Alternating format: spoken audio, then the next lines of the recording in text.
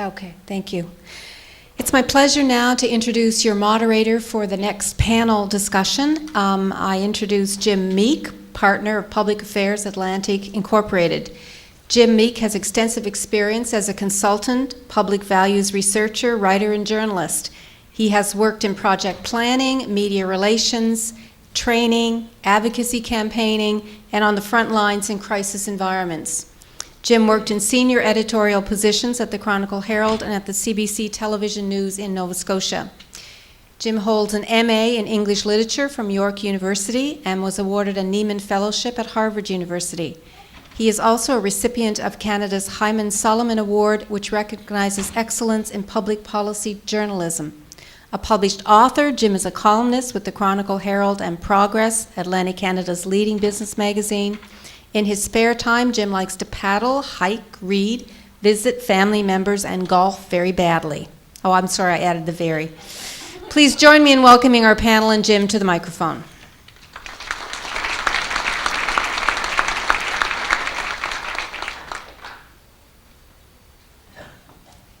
And panel members, if you could join us, that would be helpful too.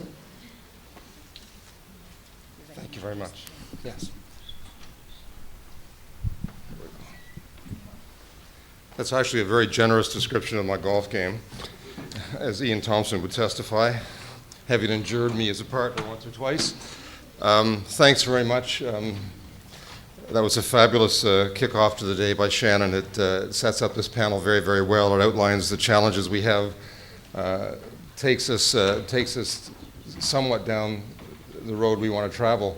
The job of this panel is a modest one. We have an hour to define a more prosperous future and tell people how to get there. I'm going to take the liberty of, because I haven't met all of our panelists, I'll start at the far end with Mr. Ian Thompson, who is the assistant publisher of the Halifax Chronicle Herald.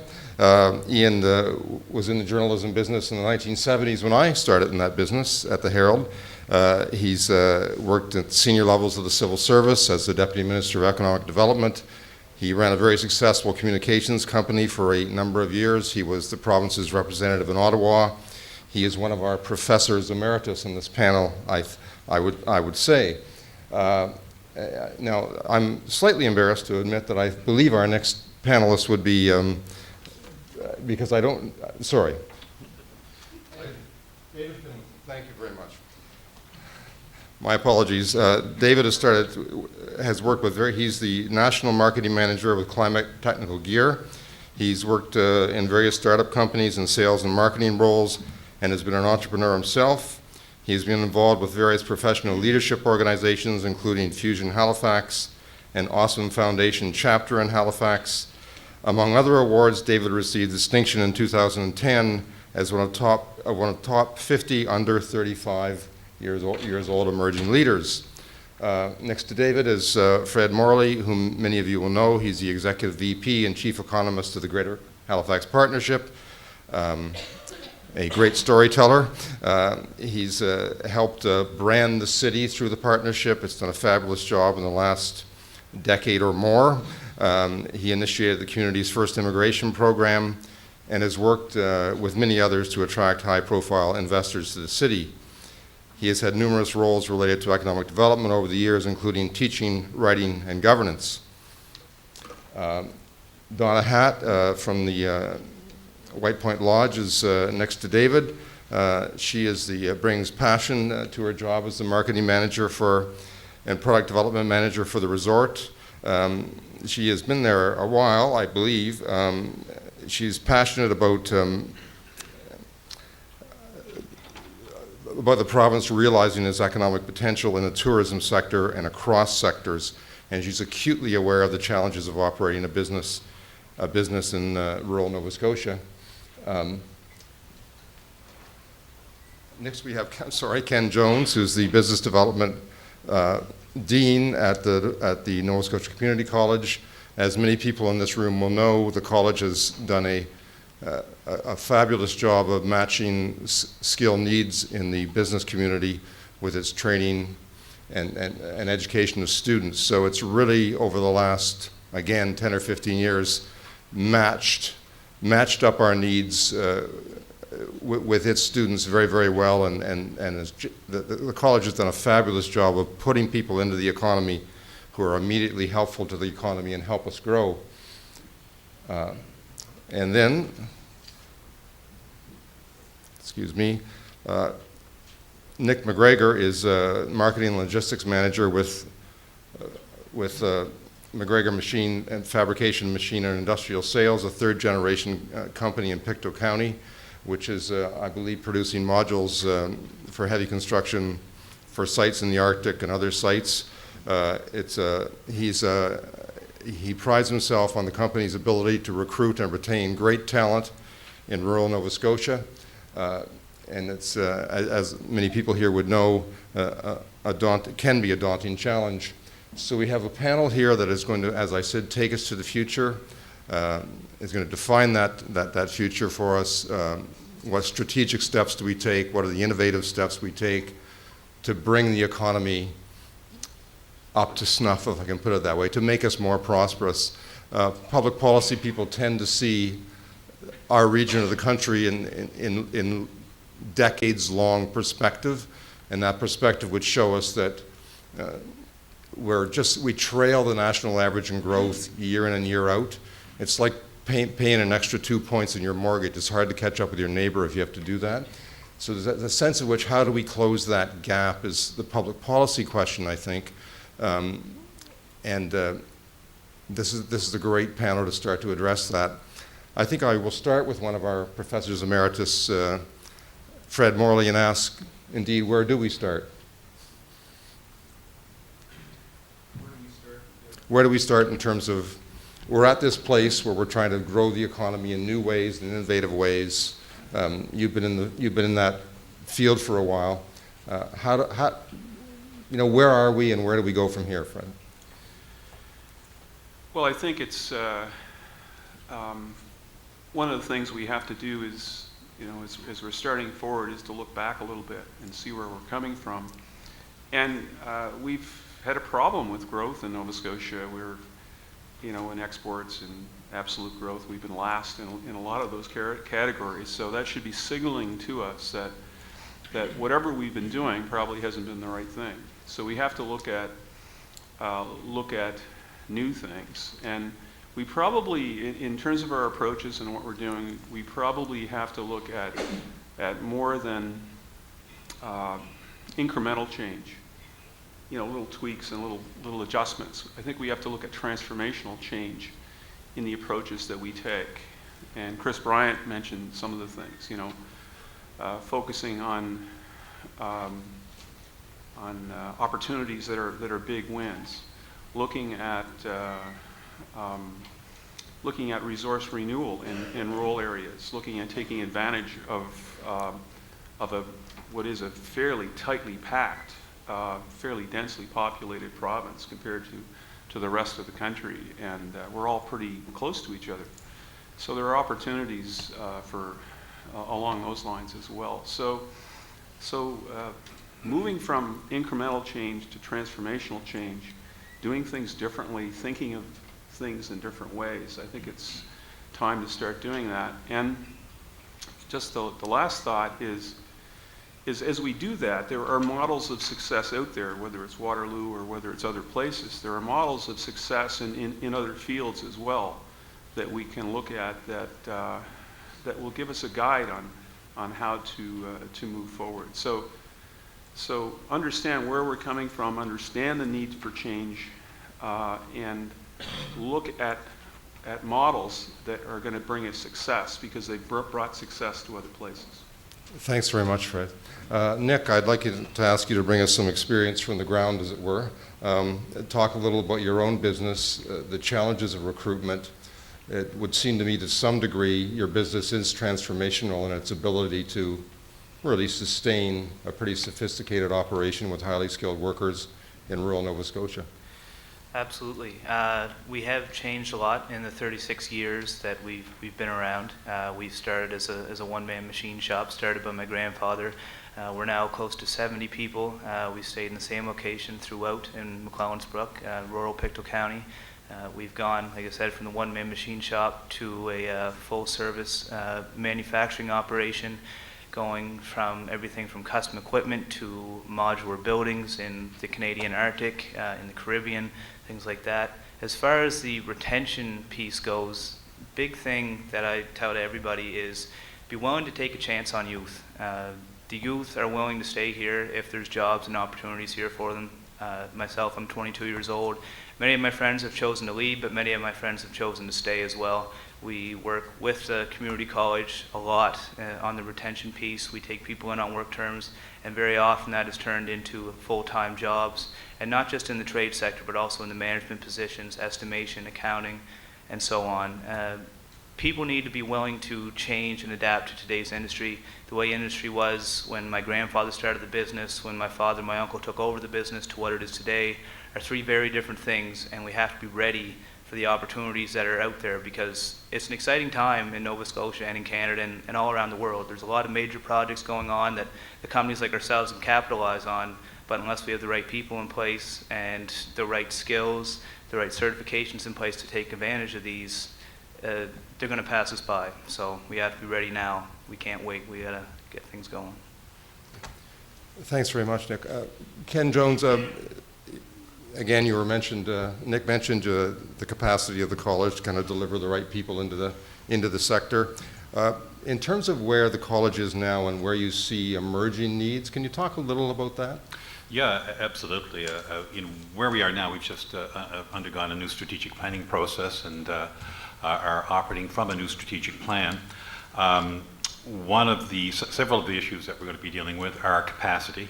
We're seeing declining traditional enrollments in core academic programs, but we're seeing an increase in enrollments in kind of the non-traditional areas, if you will, continuing education, customized training for business and industry, online learning.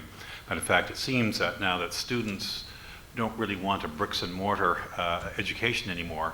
They want to be met where they are. They want to have their education tailored to their needs. They don't necessarily want a program. They want a selection, a menu of outcomes, so that they can emerge with the skill set that they need. So where we're moving into the future is taking a much more holistic approach to education, ensuring that we do meet students where they are and that we do offer a menu of flexible opportunities. And also recognizing that a learner is not someone who graduates from high school, goes to college, and then gets a job and lives happily ever after. A learner is a lifelong learner, and we have a commitment to all our learners, not just the young people coming into our programs, but those who have graduated, those who live in our communities in Nova Scotia. So online learning, continuing education, we're going to continue to serve those learners as well in a much more strategic, holistic way. One other thing that probably is worth mentioning here is that our system of acceptance in the past has always been, if you have the qualifications and you applied before someone else did, then you get into that program. And that isn't necessarily the right fit. So we're moving toward a right student in the right program approach as well, so that the students who get into our programs have made the best choice that they can make, have the aptitudes, have the interest, have the skill set, so that when they graduate, they can build happy careers and employers will be happy with them as well. Yeah. David, I'd like to move along to you now. I'd like you to talk a little about your company, and I'd like you to talk a little about the issue that Mr. Jones's conversation or comments raise. Are you getting the right people out of the education system for your business? Is it easy to recruit the right people in this environment? Sure, no problem. So our company is Climate Technical Gear. You may have known us previously as Helly Hansen Canada. So we are manufacturing and exporting across Canada everything from helicopter survival suits for offshore to flame retardant clothing to bodywear, base layer programs, and rainwear that you would see. A lot of it's going to the oil patch. A lot of our business is in BC, and we have actually quite a bit of business here in Atlantic Canada, which is very exciting for us. We've actually grown by about 100 people in the last year and a half. We've doubled our capacities in our plant because the need is there for Canadian-made goods for all of these industries, and a lot of the big companies such as Exxon are stepping into focusing on a Buy Canadian, and there's actually a lot of Canadian manufacturers of the type of garments that we build, so it's actually an interesting little sector that's going on, a lot of it based in Winnipeg, but there's also a lot in Atlantic Canada, which is pretty exciting as well. Most of the people that we've been hiring are for our plant and are coming in relatively unskilled labor and learning how to weld and sew and all that kind of stuff. And so I would say as far as the community college goes, we're actually generally getting, we've started a shift towards some younger workers that are taking the time to learn our product and learn how to build it. And there's a lot more turnover with that group than there would be with some of our people that have been there 20, 25 years, but it's something that we have to undergo to be successful as we move forward. Yeah. Ian Thompson, back to I'll ask you to address from your perspective in the newspaper business now, where you see the emerging sectors and where you see the potential for growth in our economy? Yeah, so being in the newspaper business, and you'd understand this, Jim, that as compared to having been in government, when you're in the newspaper business, everything gets very simple. And we reduce every problem to 650 words, and we get that out every day. So it's easy for me now. I see it much more clearly. And the issue is, for us, it is prosperity. And the issue for us in Nova Scotia is that our incomes are too low. That means, on average, that we've got too many people with low incomes and not enough people with high incomes. I mean, it's a simple statement of fact. And Shannon has talked about some of the reasons for that, and we can go on and talk about that. But if you think about where the higher income jobs are and where they're going to be, there's three characteristics, and I learned this in government. I mean, we studied it, and many of my former colleagues are here. If you're a business that innovates, if you're a business that exports, if you're a business that trains and learns, the likelihood is that you are going to be producing more higher value jobs. And this is not a rural-urban issue. So when I just happened to be looking yesterday at some data, and I see businesses that have these characteristics in New Waterford, in Little Ants, in Arishat, in Caledonia, in Meteghan, in Shelburne, and I can go on. And somebody made the point earlier that these businesses do exist, and they are ones who, as Shannon said, are not focused on selling to their neighbors. They're focused on selling to others. And Chris Bryant, I think, his third point put it well for those of you in the room. There's nothing the matter with businesses that flip hamburgers, sell $7.95 hot hamburger sandwich. There's nothing wrong with the handicraft shop, but we're not going to build prosperity on those businesses.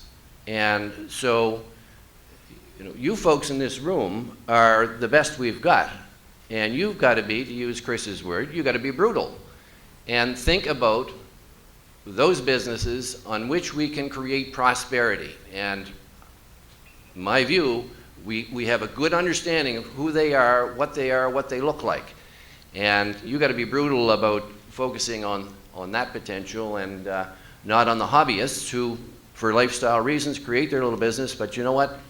That's not going to get us the incomes, not only to, we don't have enough income now to pay for the services we ask governments to provide, let alone the ones we think we'd like in the future. So I think, Jim, it's less about sector and more about those characteristics of businesses that have the potential to generate prosperity.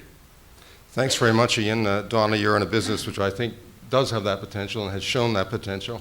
White Point Lodge is an iconic tourism destination in the province. I want you to respond to Ian in the sense that he went to the message of higher incomes, and you're in a sector that to some degree depends on the opposite, right? To some degree. I mean, you have to hire people. You have to be competitive in a sector that is at the service level anyway. You can't pay people a fortune, let's face it. Sure, but our business definitely depends on higher income and the opportunity to have that disposable income, because everybody knows travel should never be an option. It should be a requirement, but it definitely is. We're dependent, and we're feeling the influx across the entire travel industry because it does impact that. But on a higher note, travel continues to be a growth sector. At White Point, we expanded. We were the first property to go year-round. We are an RCI Gold Crown. We have people flocking to Nova Scotia to spend a week at a time, 52 weeks of the year. Our challenge is also in keeping that volume up at a level that allows us to create sustainable full-time employment without having to go through the cycles.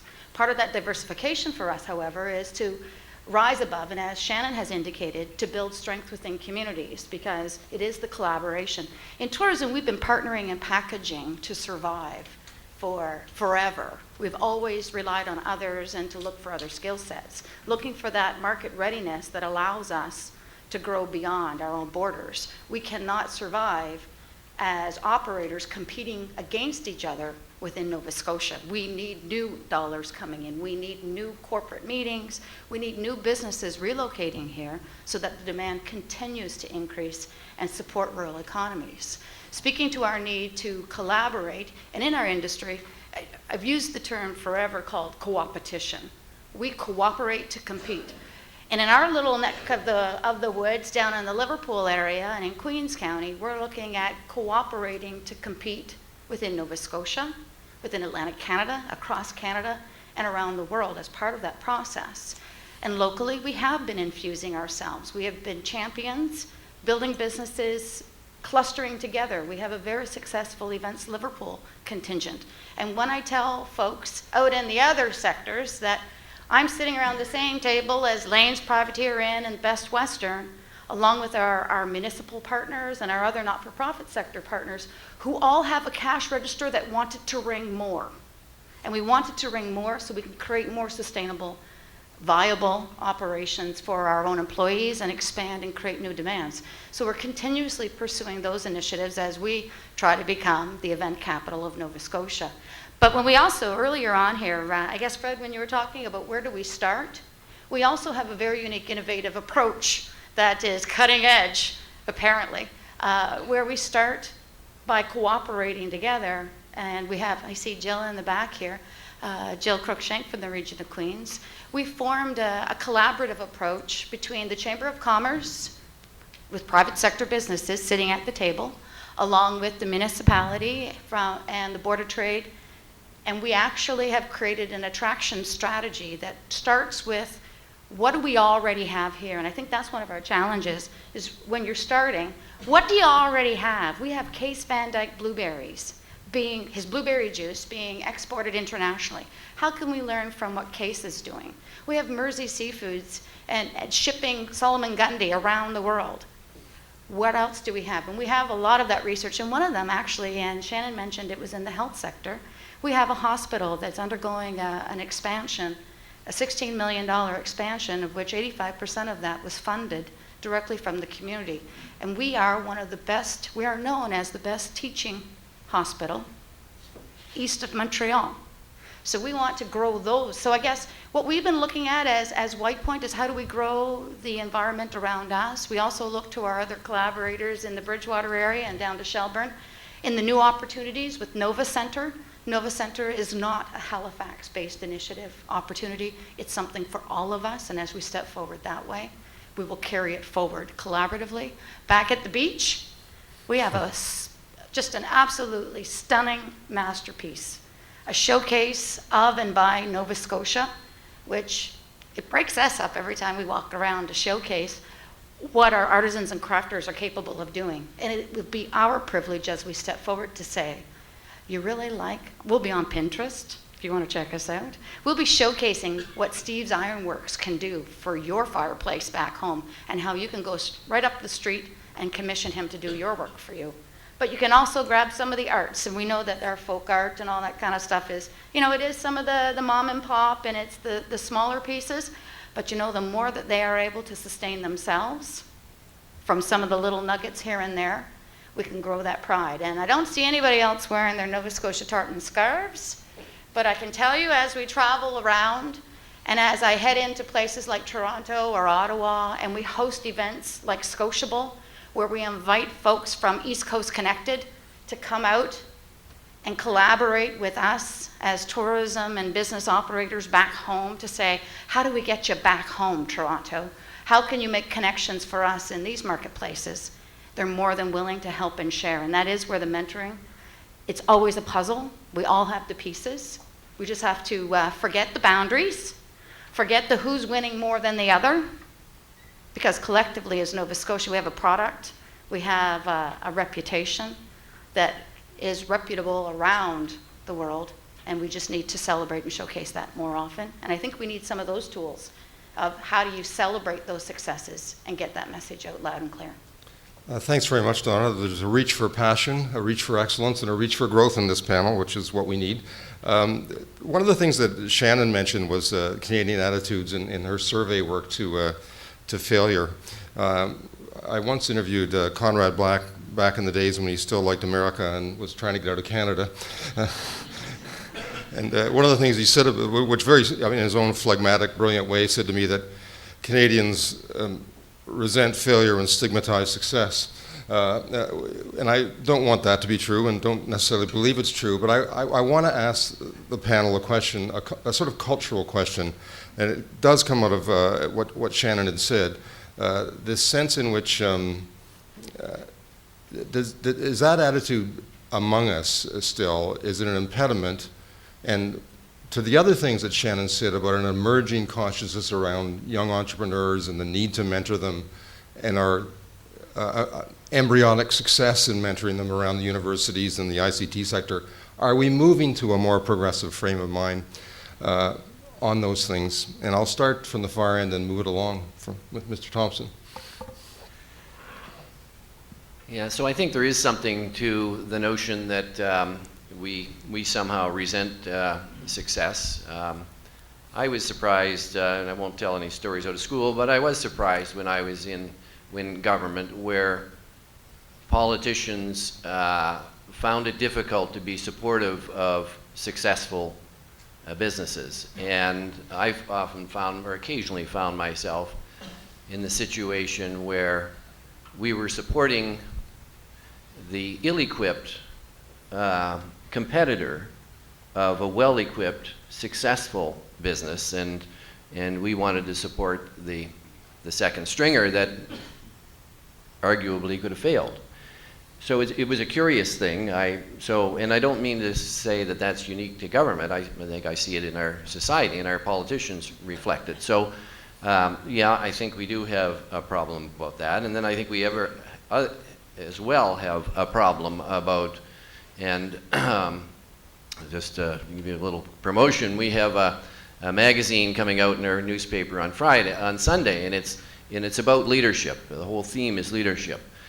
And I think we lack some leadership, and in our communities as well as in our governments, and that lack of leadership manifests itself in us saying no to far too many things without ever getting around to figuring out what we're going to say yes about.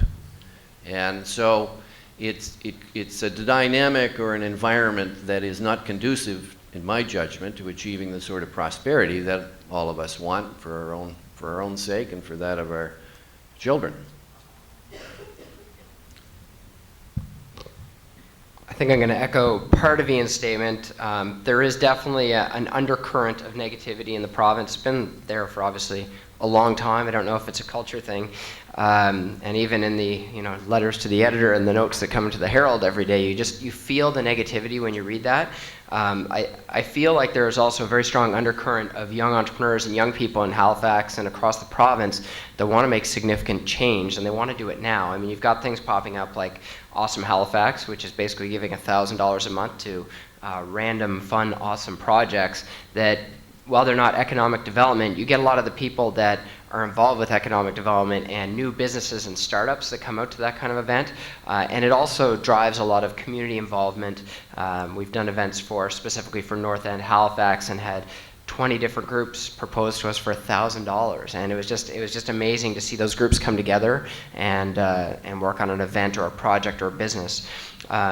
With the Forefront Atlantic Group, one of the pieces that we're working on, one of the task forces, is identifying better ways that we can recommend to government and to the province to grow our economy. And one of the ways that we're focusing is on the layer of 400 mid-sized companies that have a lot of opportunity to grow and innovate, and maybe they're not being supported as well as some of these smaller startup businesses. And if we focus on these companies that are 100 to 500 people, there could be significant growth there, whereas if you're looking at growth for some of the small IT companies, maybe a few people a year until they land that big contract, until they get sold. Well, you've got a whole band of mid-sized companies in Atlantic Canada that are having success now and could really get amped up if you had the right resources behind it. Thank you. Fred? Yeah, I think we, sometimes can have issues around attitude. At the Greater Halifax Partnership, we've felt for some time that working physically and working in our day-to-day business to improve business attitudes, to improve levels of confidence in our community, is one of the important things we can do to help ourselves grow. And so we do that in a lot of our advertising, working with partners like Ian.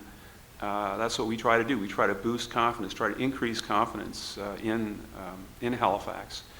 And because we believe a confident community, or even a confident business, and we know this, grow faster. So we're looking at ways to boost confidence, working on that issue is important. The second point is around attitudes around growth, attitudes around development, and we do have this perception that there's negativity around that. We don't really want growth. We're not really excited about growth. A lot of resistance to growth out there. And we've had that experience in Halifax, downtown Halifax, a lot of resistance to new development in the downtown, new development in Halifax. But when we dug into this, when we surveyed 1,000 residents of Halifax, we found that 4% of people actually didn't like growth. And we began to understand that those that came and spoke about their opposition to growth, their opposition to things, were a small minority of people. We call it STP, same 10 people. They come out and put forward these, stop growth, or status quo is fine, that kind of thing. And I think that's where leadership comes in, and Ian mentioned this, is that we have to get beyond STP and these negative attitudes about great projects that we have all over Nova Scotia, and begin to exploit the opportunities that are all around us, and stop listening to STP and start leading and charging ahead on some of the opportunity that's out there. Thanks, Donna. Just a quick question. How many of you, raise of hands, how many of you actually have a cash register, that you own your own business?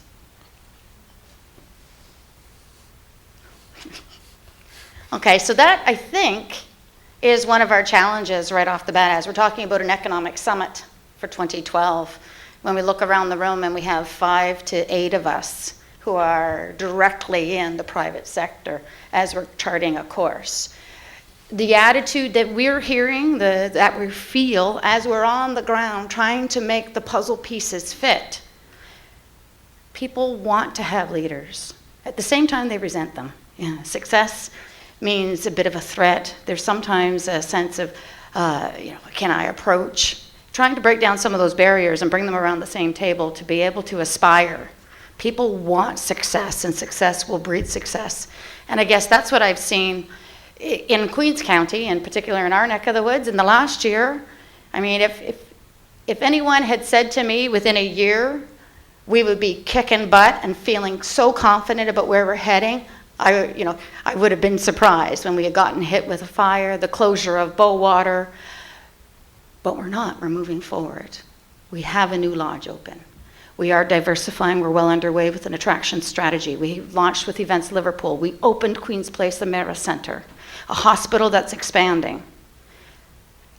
The ability to celebrate that, though, and get people excited, there's something in the middle that has to happen, and that's the ignition. That's the lighting the fire and celebrating it, because it builds pride in place and allows people to feel empowered and wanting to be a part of that excitement. Just because we brought down CTV Live at 5, or I guess it's not live at 5 anymore, CTV News, and did both the 2-hour show, and because the Herald ran a couple of great news stories, because I stood up and said, we're on fire in the best way possible. pay attention to what we're capable of doing. The spirit in our community, in the business sector, went through the roof. And when the reporters came out to try and find a business that had to close because Bowater shut down, now mind you, we're in a delayed reaction while everybody still has EI right now. However, we have to capture those moments and those nuggets and build on that success and initiate that feeling and that aspiration in others, and then put the connections in place to let that proceed. We've had a lot of transformation in Queens, and I know we haven't hit what will be the final wall yet, and that will come. But we have to be able to celebrate the successes, to showcase those, and dare others to achieve and aspire to that level as well. I'm going to answer the question by giving you all a little bit of a history lesson, at least my personal view of our history. And you're free to disagree and be wrong if you like. The maritime provinces turned their back on the ocean 150 years ago. 150 years ago, we built ships, wooden ships. We engaged in international trade, and we drew fish from the ocean, and we ran rum as well. By the time of Confederation, the shipbuilding industry was tanking and steel ships were coming in. The maritime provinces, rather than making the transition to building steel ships, turned their back on the ocean, basically, and adopted a continental economic orientation. And that economic orientation is reinforced by the national policy of 1879 with protective tariffs and preferential freight rates. And for half a century, that worked extremely well for the Maritimes. Nova Scotia and New Brunswick, in fact, developed a manufacturing base that was the envy of people in Ontario and Quebec. They were very, very competitive. So competitive, in fact, that by 1920, business people in Ontario and Quebec lobbied against the preferential freight rates in the Maritimes, saying that they gave the Maritime provinces a competitive advantage, and they abolished the preferential freight rates. The Maritimes went into the Great Depression 10 years prior to the Great Depression in 1920 and never really emerged from it the same way that the rest of the Western world emerged from it. And as a result of that, the lesson here is that it has bred an attitude of cynicism, and it has bred an attitude of pessimism. But my feeling is that's been born of an artificial economic orientation that has been forced on us. That our real economic orientation is the ocean. And I really think that we're on the cusp of some great things. The ocean economy is emerging with nutraceuticals, everything that's traditional as well, but the energy. There's a real spirit of optimism and hope in Nova Scotia now. And what I'm seeing emerging in Nova Scotia is, and I love the expression Donna used, a co-opetition. It's great, and she used some great examples of that. I call it collaborative leadership, where stakeholders come together who may have a stake in an opportunity or a problem. They constructively examine their differences, and they work toward creative solutions and a vision and a strategy, recognizing that not everyone's going to win equally, that there will be some people who will get more out of it than others, but if we don't, exercise collaborative leadership, we're all going to lose. And I think in the past, our attitude toward economic development has been, A, we need a great big fat manufacturing establishment in the middle of town because that's the hallmark of economic success, and we're only going to get that by competing with the town next door. So our community leaders, our political leaders, our educational leaders, I think adopted a competitive hierarchical attitude toward decision making, which did us an immense disservice. What I'm seeing now is collaborative leadership. Donna used several great examples in the tourism industry, and I think the Ship Start Here it was a great example of collaborative leadership as well, where leaders from several areas of the economy and the community came together, put aside their differences for the greater good to land this, recognizing that, some will benefit more than I will from this, but we're going to get something out of this. Another great example where we were directly involved in Nova Scotia Community College, and you've probably read about this in the news in the last couple of weeks, was the IBM Global Delivery Center in Halifax. And IBM was interested in Nova Scotia because there was sort of an energy and an excitement there around shipbuilding. I think IBM also recognized that the maritime provinces are on the cusp of economic boom if they harness the global economy effectively, and they wanted to be there. But of course, we were in competition with many other jurisdictions around Canada and the United States as well. They chose Nova Scotia, partly because of the economic opportunities there, but they chose Nova Scotia because the educational president, the leaders who came there from the universities, and Don Bureau, our president from NSCC, came, and rather than being in competition, they all came together and said, we are going to work together toward this, recognizing that not all education institutions are going to benefit equally from this. Some will get more than others, but if we don't exercise collaborative leadership, none of us are going to get any of this. So I'm seeing a lot more about that, and I think as a result of that, I think we're much more attuned now to hearing economic opportunities knock because of collaborative leadership. So as long as we continue to exercise that model, I think the future looks bright, and the cynicism and pessimism from our history that we've all experienced and all seen will eventually fade into the background. Nick. About 3 weeks ago, I had a tremendous opportunity to be part of a group called the 21 Leaders of Nova Scotia, a group put on by 21 Inc., started by the University of New Brunswick and based in New Brunswick. This is the first year that it was run in Nova Scotia. What we did is we put 21 of the Nova Scotia young leaders between the ages of 20 and 35. We all got on a bus on a Sunday morning, and we set out to tour the province. We started in Halifax, went down through Yarmouth, Digby counties, Truro, Amherst, all the way down to Shetty Camp and back up to Halifax. And it was a life-changing experience. We got to see things that I had no idea. Lunenburg, Queens County, if you haven't been there lately, I suggest you go. I had the opportunity to be toured through by Andrew Button, the executive director of the Lunenburg Queens RDA, and the things that are going on down there, a lot of the rural communities in Nova Scotia and the whole country can learn about. In the face of adversity, they've come out with a smile on their face, and I commend you for that. And again, to Fred's comment about the STPs, the same 10 people, it was so nice to go to the province and not see the negativity. We got to see the champions of these rural communities and the urban centers as well. The people in Shetty Camp that are trying to make it a better place for their youth to come while celebrating their heritage with the rug hooking industry and things like that. People at the harbor, Digby Harbor, trying to gear up for the potential tidal energy opportunities. Oftentimes the STPs, Lord, I love that term, Fred. Hopefully I don't have to use it that much. We're all going to steal that term. Every time you say it, I get a quarter.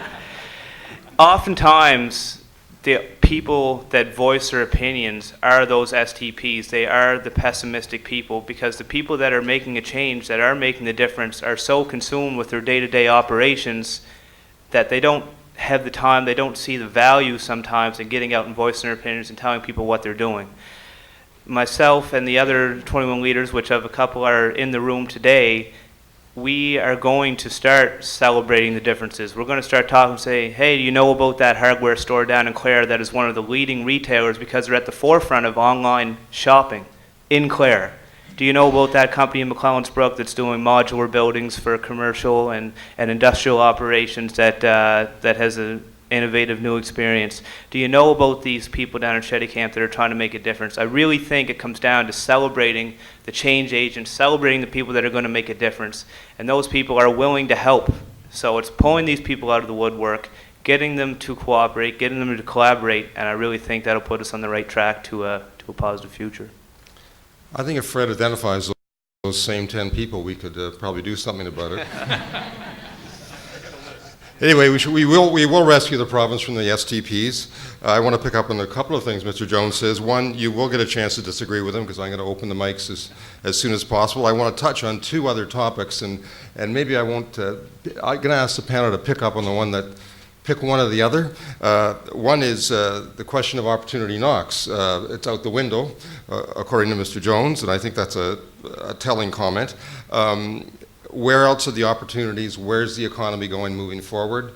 Key issue, maybe the key issue of the panel. The second issue Ian had touched on, and that is urban-rural divide, the sense of the two economies, and how one bridges that gap, how one brings prosperity, out of the city and into the rural regions. I know that the Conference Board of Canada always tells us that the prosperity of the city is the prosperity of the province, and I understand the economic theory, and I know how little it's felt in Sydney. So there's a divide there in terms of the theory and what people experience. So I'll start again with Nick. You can pick either topic. I just want to get to our other questioners, but if whatever Yep. seizes your fancy. I'd like to talk a little bit about the opportunity knocking with the economic opportunities knocking. Probably about 10 years ago was when our company really started to take a rapid growth curve, and plain and simple, it was because we were willing to take a chance on the major projects because there are resources available to you. You might think that as a 20-person operation or a 5 or 1-person operation that you can't get to the next step in your business and in your life. That's plain and simply wrong. We've been very fortunate and proactive in partnering with local businesses, not in Ontario, not in the Far East, in Pictou County, Nova Scotia, and across the province, that have enabled us to take on the larger projects in other continents and other parts of the country that we plain and simple would not be able to do without it. And it's also a big part of getting to know the people that can help you. So getting to know the RDAs, getting to know the people at Nova Scotia Business Inc. They are there to support you and they can help you get ahead. You know, in the past couple of years, because of our partnerships, we've been able to do things like do telecommunications buildings that are going on top of 25-story condos in the United States. We've been able to do things like supply steel to power plants in the Caribbean, and it just plain and simple would not be possible. So in order to hear the economic opportunities knock, you have to expand your network. You have to get out and meet these people, say, look, this opportunity is here. We can't do it alone.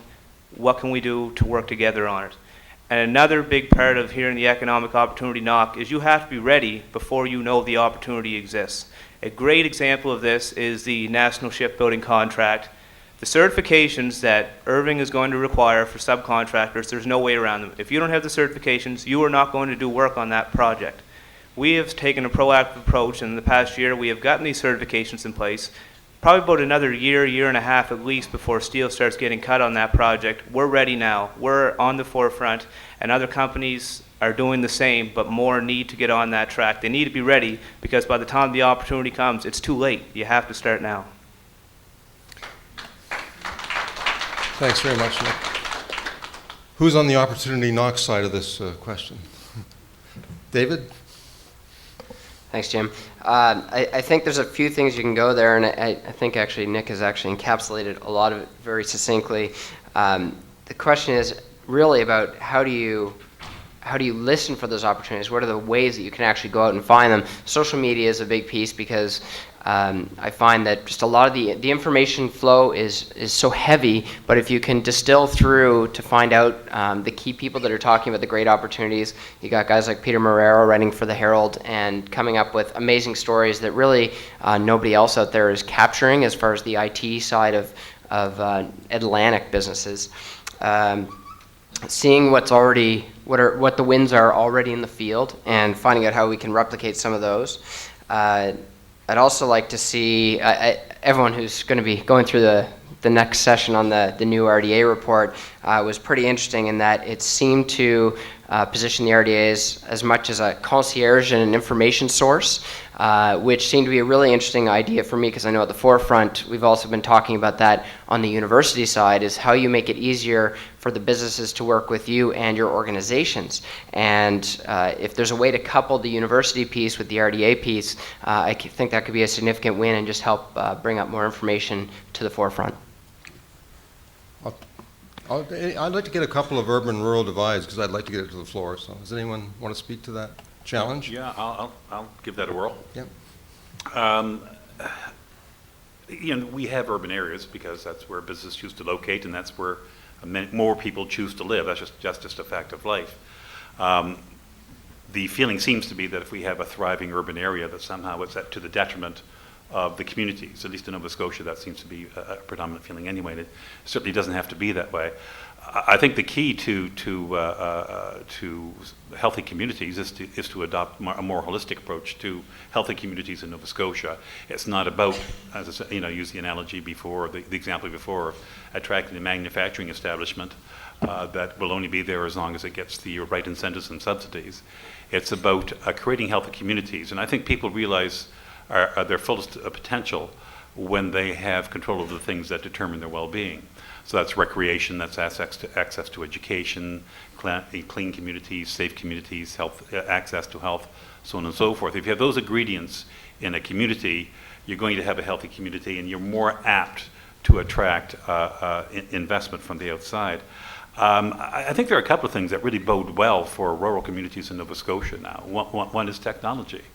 There really is no reason why people many people anyway, I should say, who work in Halifax can't live in rural communities and work through the benefit of technology. That way they live and they spend their money in the rural community, and the rural community gets the benefit from that. The other one too is pursuing economic opportunities that are natural to our rural communities as opposed to are artificial. And again, I use the example of the oceans economy in the past, but Nova Scotia is surrounded by an ocean pretty much. We have communities due to the fishing industry that exist on every coast of Nova Scotia and all around Nova Scotia. The oceans economy is not going to be to the benefit of Halifax only. It's going to be to the benefit of any community who recognizes the opportunity and wants to seize the opportunity and run with it. There's no reason why nutraceutical companies, and we see Ocean Nutrition now in Mulgrave, can't exist and thrive and be successful in rural communities. And rural communities need to recognize this, that they do, in fact, in the oceans economy, have some locational advantages, and they need to step up and recognize that and take advantage of those opportunities. Yeah. Fred, I think I'll close with you. I know you're eloquent on this subject. Me? Well, that's a lot of pressure. Yeah. More pressure because we'll have 5 minutes when you finish, Fred. Oh, okay. No, it's- So sticking with the marine theme, I'd like to kind of quote Captain Jack Sparrow. And that on the urban-rural divide, I think, the problem is not the problem. The problem is our attitude about the problem. And I think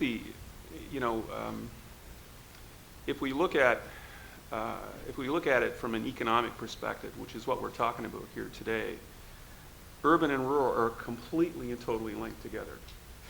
Your business is linked to urban areas in Nova Scotia. Every part of Nova Scotia is linked together in an economic sense. And I think we have to start recognizing that and start working together on that better. I don't like the idea I really don't, that Halifax is out there on its own and everyone else is rural. It's like saying downtown Toronto is the only urban part of Ontario. It doesn't make any sense. There are lots of great urban centers across Nova Scotia. The third largest municipality in the Maritimes is in Nova Scotia. And it's not Halifax, it's CBRM. And so we have to start looking at things differently. Our attitude about the problem is not helping us because we are, we're thinking of this urban-rural divide that in economic terms doesn't exist. So we have to find ways to work together more collaboratively. When you look at, and I'll close with this, when I look at other jurisdictions and how do they do this? How do they link urban and rural? They work on regional partnerships. They find a major center and they say this will be our brand. We'll use this to attract other people in, the same way as the Nova Center is going to attract people in Nova Scotia, and then they're going to spread out across the province. We'll use, the major center or the major brandable item to attract others to the province. So Cincinnati does it, Richmond does it, Charlotte does it. You can go across the states and across Canada, and everyone is working in this regional partnership format. And that's the way you link urban and rural. Thanks very much, Fred. I'm sure there are questions in the audience or from the audience.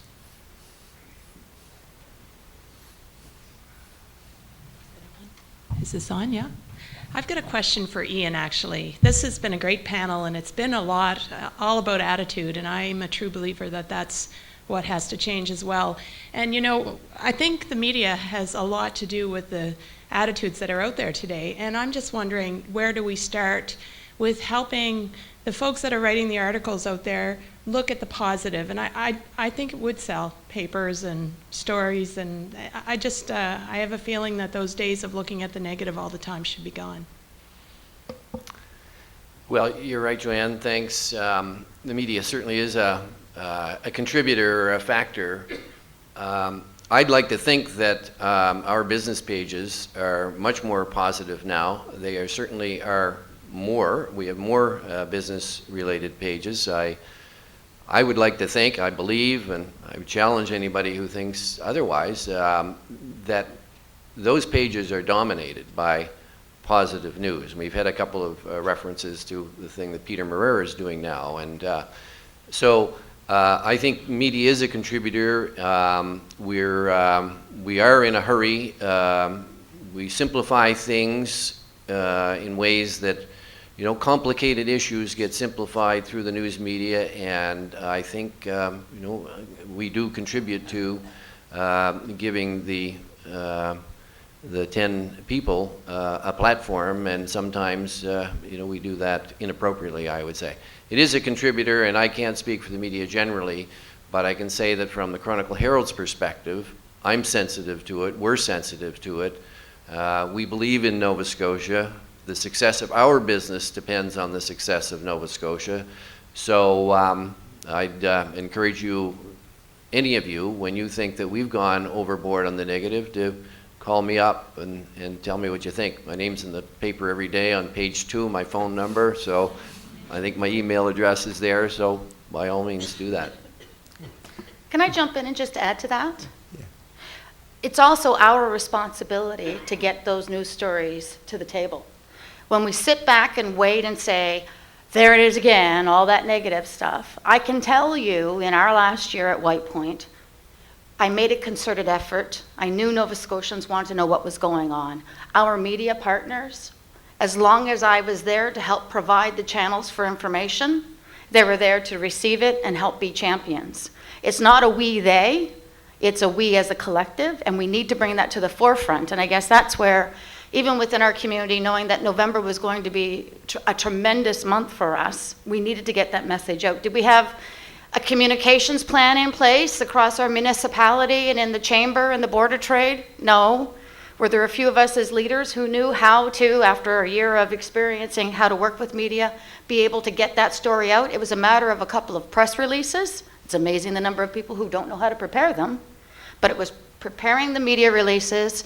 There is a media contact list on Communications Nova Scotia. If you don't know how to circulate it, create your own email list. Get to know the reporters. Let them know what's going on, because they're looking, are they not looking for stories, Ian?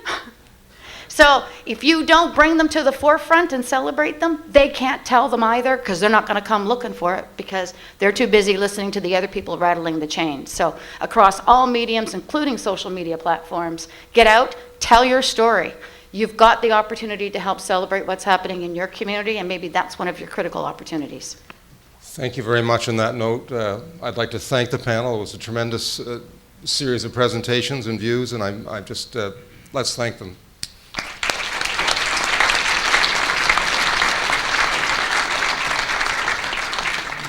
And thank you, Jim, for a wonderful job. And I just wonder, Donna, could you just be a little more enthusiastic? She missed me. Oh, sorry. I said, Donna, could you just be a little more enthusiastic next time?